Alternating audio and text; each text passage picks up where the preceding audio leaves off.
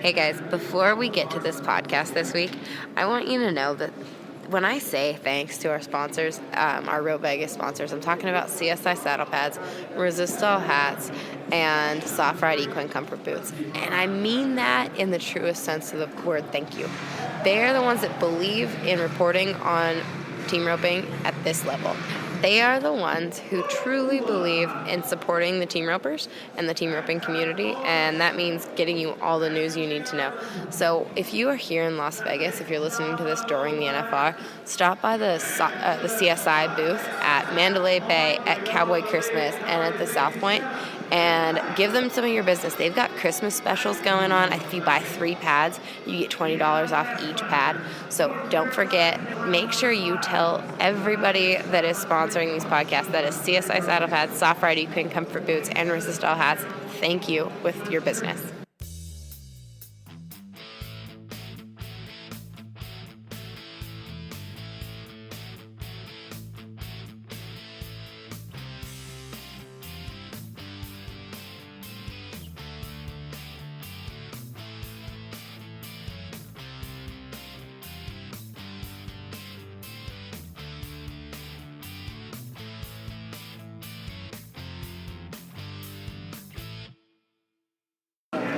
Hey, Caitlin. Hey, Chels. Everybody, welcome to the short score. This is round number 7. Oh, almost over. Almost over. I know. It goes fast after tonight. So this is round number 7, guys, of the Wrangler National Finals Rodeo. Today was also the number 11 Beringer Ingelheim short round at the World Series of Team Roping finale. Number 11. And who won, Caitlin?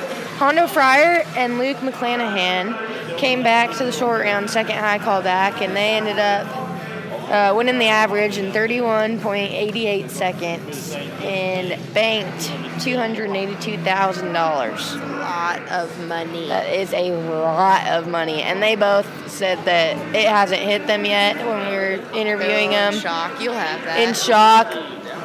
Hondo couldn't find his wife. He was looking for her when it was time to take pictures. Luke was borrowing a random girl's phone, calling his wife. It was interesting. That's awesome. And yeah, when we talked to the guys that won the 12 yesterday, Bob hadn't yet called his wife, and she was not watching it at home on Ride Pass, he said. So as a heads up, if you are a friends and family member of somebody roping at the World Series of Team Roping, do not be that person who doesn't get to see it on $15. Ride Pass. $15. You get so much cool stuff. You can watch it on demand. RidePass.com. Become a member today. If you sign up for the whole year, you'll get to see PBR stuff. You'll get to see WCRA stuff. There will be a ton of stuff on Ride Pass. So, yeah, RidePass.com. All right. But anyway, so that's what's happened at the World Series. There's going to be big money. The 10 is always massive. The 9 this year is massive. There's still so much World Series left. 10 American qualifiers starts tomorrow. No short round tomorrow. No, they had it tonight, didn't they? The beginning of it, maybe. Yeah. But there's no short round tomorrow, so it's still going on tomorrow. Yeah, it's huge. I heard they got a ton of teams, so I know they said, we talked to Hope Thompson, she was fixing to rope at team 200-some, and that's going to be later tonight. So anyway, if you are in Vegas, come to the South Point and see all that money given out. We are so excited about it. $12 million. The South Point is just packed with team ropers. It's such a cool atmosphere. There's nothing like it. I've never seen anything like it. I don't think there's anything like it in all of Western sports, and maybe all of sports, to see amateurs winning as much money as they're going to win here at the World Series finale. So anyway, on to round 7 of the Wrangler National Finals Rodeo. Derek Begay, Corey Petska, Luke Brown, and Jake Long. So the coolest thing that I talked to Luke and Jake a lot about is when I looked at they bring out as soon as the round ends, pretty much, there's these great guys who run around the press room and pass out a sheet. It's got all the guys' names, their times, their place, how much money they won in the go, where they are in the average, the total NFR earnings and the total world earnings, and the place in the world standings. So we kind of get a quick wrap-up sheet as soon as the round ends. And when I saw the sheet, I thought it was a typo. Like, I looked closely and I saw Luke Brown and Jake Long have won $71,134.61 this week. Mm-hmm. And we have hardly paid attention to them because, Luke has had some mistakes this week, and more than anything, we've kind of been looking at the fact that Luke made mistakes, because that's so alarming that he doesn't usually do that here in Vegas. That we've overlooked the fact that they've actually had a great week. It's not too bad. No, 71,000 after 7 rounds is decent. Definitely decent. And that's only on 4. They've won 71,000 on 4 steers. So they're 9th in the average. Some people make mistakes in these next couple rounds. They could move up, get some average money. They're going at them every single round. Jake Long is never just in catch mode. And Luke says he'll tell you a little bit how his horse is working right now and why he's just going at him and going at him and going at him. So that was super cool. Derek and Corey, you guys are going to enjoy their interview as always. They are in fine form. Derek, you'll get to see, he talks about the run a little bit. He wasn't exactly roping, or his horse wasn't working exactly how we would want, but it doesn't matter because Corey Petzke's back there on the backside. So you'll get to hear from both of them. So thanks for listening and enjoy the interviews. Are you going to watch the run? No, go ahead. You can I done watched it one time. You already watched it? Mm-hmm. How was it? Great. Great? I mean, effective. I was just talking to Jake, and we said, you guys are the second highest money earners this week so far. You've accumulated $71,000. Does it feel like it? No. Not at all. Picking that number up. How would you describe your week? It's been slow. I haven't done a very good job. My horse has been a little tight. I hadn't got to do what I practiced to do, and I could trade horses, but I kind of don't want to this late, and it's about how it's went. Jake's healed great all week. No. Except for last night. Except for last night? Except for the last night when I set it right beside one. It kind of went in there, but Back didn't out? catch. Yeah. Luke, I talked to Charlie today, and he said that you were roping like 100 steers a day getting ready for the finals. You said you didn't get to do what you practiced doing. Tell me a little bit more about what you mean. I did rope a lot of steers, and I tried as hard as I could have tried to be as prepared as I've ever been. I cut no corners. We bought steers, we paid for steers, we did everything I thought I needed to do, and my horse felt better than he's ever felt. He's had all year off. Practicing, he was spot on. Break in, he was good. I missed the barrier a little bit in the second round and reached, and I kind of felt him a little bit tight, and then kind of got by there a couple of nights or whatever. And it was my fault I missed the second steer. It was kind of my fault on the 5th one that I let him get quite that tight, and my rope just popped off. It was just bad luck. I don't know why it run like it did, and it just popped off. So it kind of made it almost seem like that it's worse than what it really is. But other than that, and I didn't handle the steer very good last night. I take the heat on that one too. So it's really not been that bad. It just hasn't been as easy as it's been in the past. It ain't been quite as fluid. But in the past, when I didn't get good goes, I took another swing and caught. This year I didn't. I went ahead and roped, and I don't know. It is what it is. But I haven't got super mad because I believe that we did all we could do to get ready for this. I rode the best horse I had to ride here, and whatever happens, and thank goodness we won something. So I take all the blame, but we did all we did. You guys are 3rd and 4th in the world right now, though. You've won 71,000. I mean, another go-round win, and we're going to be talking about you on the 10th round, as real contenders. And some things can move around in the average. Explain your choice for why you're going to stay on Rockstar.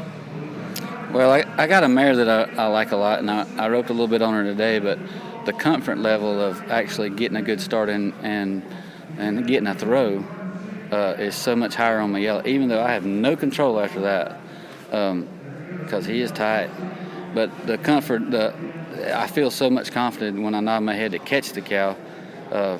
So I told Jake, and Jake was good about it. I told him I could get on her, and I know the handles will be better, but the confidence won't be there. And he said he's seen his whole life. He's good with it.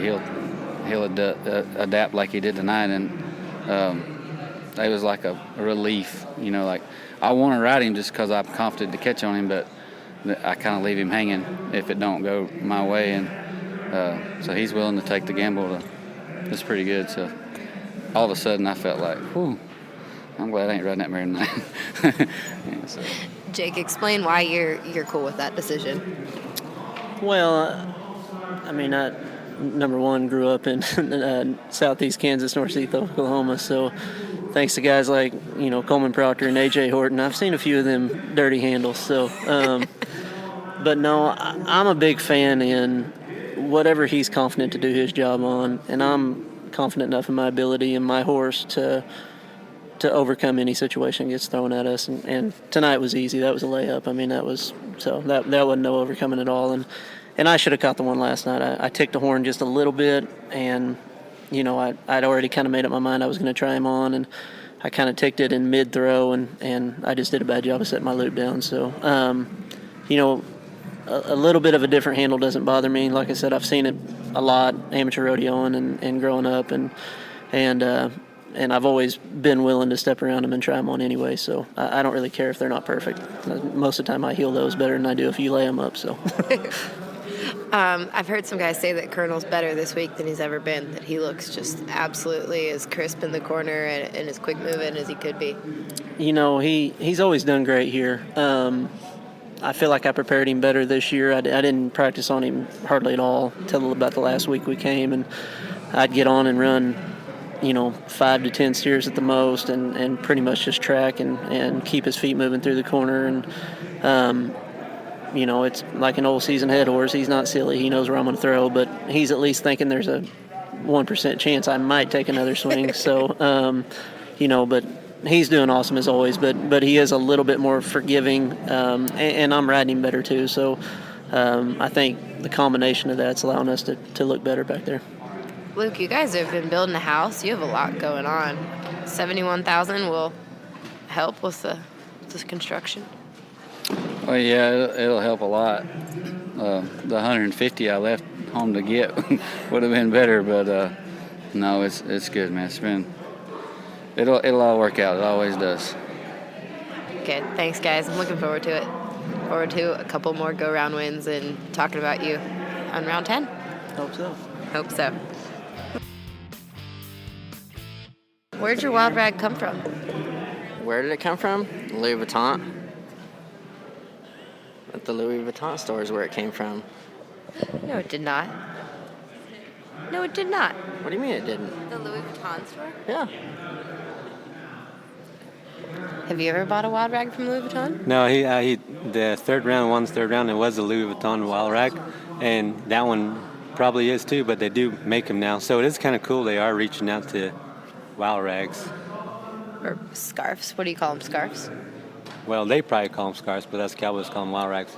Well, you said wild rags, and you did the little quote thing with your fingers, though, so that's why I wasn't Well, sure. the fashion people that are home, or fashion guys or girls that do fashion, probably call them scarves. Is Petska a fashion guy? Yeah, he is. Look at that. You look like you took more time in the box tonight. I know, you made me nervous. Well, I mean, the last couple nights I've been talking to the gate man, Tony, the gate man? Yeah. And tonight he's like, God dang it. Well, last night he kind of got after me because I missed, and I come around, Tony, I said, it's your fault. You opened the gate. So tonight he's like, you want me to open this gate when you nod? I said, yeah, I'm ready now. So Right before you nodded, did you say you need to be 3.6 tonight? I didn't hear that. He probably might have. I'm pretty sure right before you nodded, he said you need to be 3.6. But yeah, I don't know if I took long enough, but a little longer. But maybe I did. Oh no, they were fixing the barrier. Were they? I couldn't. Yeah, they it were looked like fixing you the were barrier. looking at something up front. They were but fixing the couldn't barrier, tell. so I sent my horse a couple times, and they haven't put it up yet. So just when they're putting it across, I turned around one time. Does Swagger care about anything like that after all these years? Is he taking too much time, or is there anything that bothers Swagger? No, not that I know of. I've had him forever, so I don't have to worry about him. That's one good thing. I don't have to try to set him a certain way or try to just cheat, get by, or do some kind of trick on him. No, he seems like he's. Have you had to pull across the line more? Oh yeah, more than you wanted to this I do. week? I haven't get a great start. Like tonight, I missed the start again a little bit. But Gosh, you cost us. How's Chumley's? He stayed good all week. Happy with him? Yeah, he stays good all week. He's good. He's the same. You don't have to worry about him. I mean, he works awesome every time. You know what, if you focus on your job tonight, he's going to do his job that night. So it's awesome having that peace of mind when you're back in the box that your horse is going to do their job. Between you and Sherry, you guys have probably made more trips to the South Point as a couple than anybody in the last decade. What is your pre-buckle ceremony routine? Do you guys go and have a steak or anything? We actually go to the Silverado and eat dinner with Sherry's dad before the deal. And the Potters are good? Everybody's healthy? Yep, Mel's good and out here, and Wendy's, she stayed home, but she's doing good, so everybody's good. Derek, what was it like rodeoing out of the Potters motorhome this summer? I feel like that's a different setup than... It was awesome. I mean, we had the best driver in the world, and all we did is actually I cooked 3 meals a day in the motorhome while we were driving around, so we loved it. I did anyway. We didn't have to drive, and we didn't have to stop and eat. It's pretty sweet. yeah, it doesn't get no better than that. There's a seat on the passenger side where I kind of sit most of the way. But when you get tired, you just get up out of there and lay down on the couch, watch TV, get something out of the fridge. Pretty much at home on the road. That's what it was. And we did have the best driver out there, hands down. Nobody can't argue with that. So his name's Dustin the Bus. So it doesn't get no better than that. Did he put soft rides and back on tracks or anything on Swagger? I know he takes really good care of horses. Did Swagger get pampered this summer? Yeah, he takes care of him a lot better than I do. And he's been taking care of him all week. And he got the blanket, A blanket? the slinky, the back on track boots, and all that. I mean, shavings are clean, water's clean. I mean, hay bags, and just gets them out twice a day. I mean, he does a great job.